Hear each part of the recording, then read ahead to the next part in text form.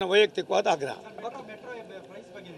ನೋಡ್ರಿ, ನಾನು ಈಗಾಗಲೇ ಮೆಟ್ರೋ ನಾನು ಕೂಡ ಬೆಂಗಳೂರು ಮೆಟ್ರೋ ತಂದೇ ನಾವು ಗೊತ್ತಾ ನಿಮಗೆ. JH ಪಟೇಲ್ ಮುಖ್ಯಮಂತ್ರಿಗಳು, ನಾನು ನಗರಾಭಿವೃದ್ಧಿ ಮಂತ್ರಿ. ವೀರಪ್ಪ ಮೊಯ್ಲಿಯವರು ಇದೊಂದು ವೈಟ್ ಎಲಿಫೆಂಟ್ ಅಂತ ಬರೆದಿದ್ರು. ಅವ್ರು ಅದರ ಫೈಲಲ್ಲಿ ಬರೆದಿದ್ರು ಮೆಟ್ರೋದು ಅವ್ರು ಮುಖ್ಯಮಂತ್ರಿಗಳಾದಾಗ. ಇದಕ್ಕೆ ನಟ್ಟಿಂಗ್ ಬಟ್ಟೆ ವೈಟ್ ಎಲಿಫೆಂಟ್ ಅಂತ ಇದ್ದರು. ಅವರು ಹೌಸ್ನಲ್ಲಿದ್ದರು. ಈ HK ಪಾಟೀಲಿದ್ದರು, JH ಪಾಟೀಲಿದ್ದರು, ವೀರಪ್ಪ ಮೊಯ್ಲಿ ಇದ್ದರು, ಬಂಗಾರಪ್ಪನವರಿದ್ದರು, ಮಲ್ಲಿಕಾರ್ಜುನ್ ಖರ್ಗೆ ಇದ್ದರು, ಧರ್ಮಸಿಂಗ್ ಇದ್ದರು. 4-5 ಗಂಟೆಗಳ ಕಾಲ ಚರ್ಚೆ ಆಯಿತು. ಅವಾಗ ನಾನು ಹೇಳಿದೆ ಅವರಿಗೆ, ನಮ್ಮ ಅವತ್ತಿನ ಮುಖ್ಯಮಂತ್ರಿಗಳು ದಿವಂಗತ JH ಪಟೇಲರು ಒಂದು ಮಾತನ್ನು ಹೇಳಿದ್ರು, ಬೆಂಗಳೂರಿನ ಬೆಳವಣಿಗೆ ನಮ್ಗೆ ಯಾರಿಗೂ ಗೊತ್ತಿಲ್ಲ, ತಂದಿದ್ದಾರೆ, ಅದು ಒಳ್ಳೇದಿದೆ ಮಾಡಿ ಅಂತ. ನಾವು ಮಾಡಿದ್ವಿ. ಅದಾದಮೇಲೆ ನಾನು ಮುಖ್ಯಮಂತ್ರಿಗಳಿಗೆ ಒಂದು ಸಜೆಷನ್ ಕೊಡ್ತೀನಿ.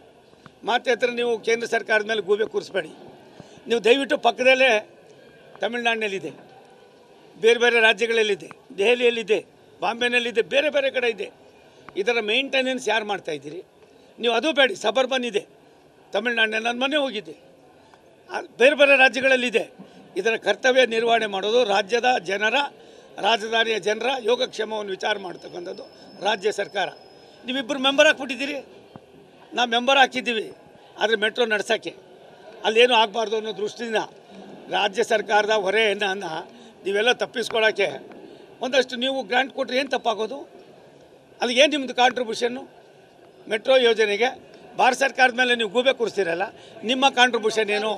ನಾನು ಮಂತ್ರಿ ಆಗಿದ್ದೆ, ಒಂದು ನಿಮಿಷ, ನಾನು ಮಂತ್ರಿ ಆಗಿದ್ದೆ. ಪ್ರೈಸ್ ಕಡಿಮೆ ಇಲ್ಲ, ಮಾಡೋಕ್ಕೆ ಮುಂಚಿತವಾಗಿ 50 ಸಾರಿ ಯೋಚನೆ ಮಾಡಬೇಕು. ಬೇರೆ ಬೇರೆ ರಾಜ್ಯಗಳ ಮುಖ್ಯಮಂತ್ರಿಗಳ ಜೊತೆ ಚರ್ಚೆ ಮಾಡಬೇಕು. ಬೇರೆ ಬೇರೆ ರಾಜ್ಯಗಳಲ್ಲಿ ನಡೀತಾ ಇರ್ತಕ್ಕಂಥ ಮೆಟ್ರೋ ಆಡಳಿತದ ವ್ಯವಸ್ಥೆ ಯಾವ ರೀತಿ ಇದೆ ಅನ್ನೋದನ್ನು ಅವ್ರು ದೂರದೃಷ್ಟಿ ಇಟ್ಕೊಂಡು ಮಾಡಬೇಕಾಗಿತ್ತು. ಇವತ್ತು ನಾನು ಮುಖ್ಯಮಂತ್ರಿಗಳು ವಿನಂತಿ ಮಾಡ್ತೀನಿ, ಆಗ್ರಹ ಮಾಡ್ತಾಯಿಲ್ಲ, ವಿನಂತಿ ಮಾಡ್ತೀನಿ. ನಿಮ್ಮ ಅನುಭವ ಎಲ್ಲ ಒಂದು ಕಡೆ ಸ್ವಲ್ಪ ಕಡಿಮೆ ಆಗ್ತಾಯಿದೆ. ಇಂಥದ್ದು ಮಾಡಿ ಸಾಮಾನ್ಯ ಜನ ರಾತ್ರಿ ಎಲ್ಲ ಬೆಳಗ್ಗೆಯನ್ನು ರಾತ್ರಿಗಳು ದುಡಿದು ಆ ಕೊಡೋದನ್ನೆಲ್ಲ 80-100 ಕೊಟ್ಟರೆ ಬರೋದೇ ಅವ್ರಿಗೆ 200 ರೂಪಾಯಿ ಕೆಲವ್ರಿಗೆ ಸಂಬಳ. ಅದನ್ನು ಜೀವನ ಮಾಡೋದು ಹೆಂಗೆ ಅನ್ನೋದು ಯೋಚನೆ ಮಾಡಿ ಇವೆಲ್ಲ ಸೇವಾ ಮನೋಭಾವನೆಯಲ್ಲಿ ಮಾಡಬೇಕಾಗ್ತದೆ.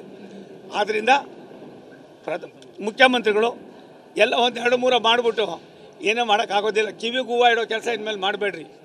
ಅದ್ರ ಬದಲಿಗೆ ಎಷ್ಟು ಕಡಿಮೆ ಮಾಡಬೇಕೋ ಮಾಡಿ, ಭಾರತ ಸರ್ಕಾರದ ಮೇಲೆ ಬೊಟ್ಟು ಮಾಡೋದು ತೋರಿಸೋದು ಬಿಟ್ಟು ಬೇರೆ ಬೇರೆ ರಾಜ್ಯಗಳಲ್ಲಿ ಯಾವ ರೀತಿ ನಡ್ಕೊಂಡು ಹೋಗ್ತಾಯಿದೆ ಆ ರೀತಿ ನೀವು ಅದನ್ನು ಅನುಸರಣೆ ಮಾಡೋದಕ್ಕೆ ಇಂದಿನಿಂದಾದರೂ ಕ್ರಮ ವಹಿಸಿ.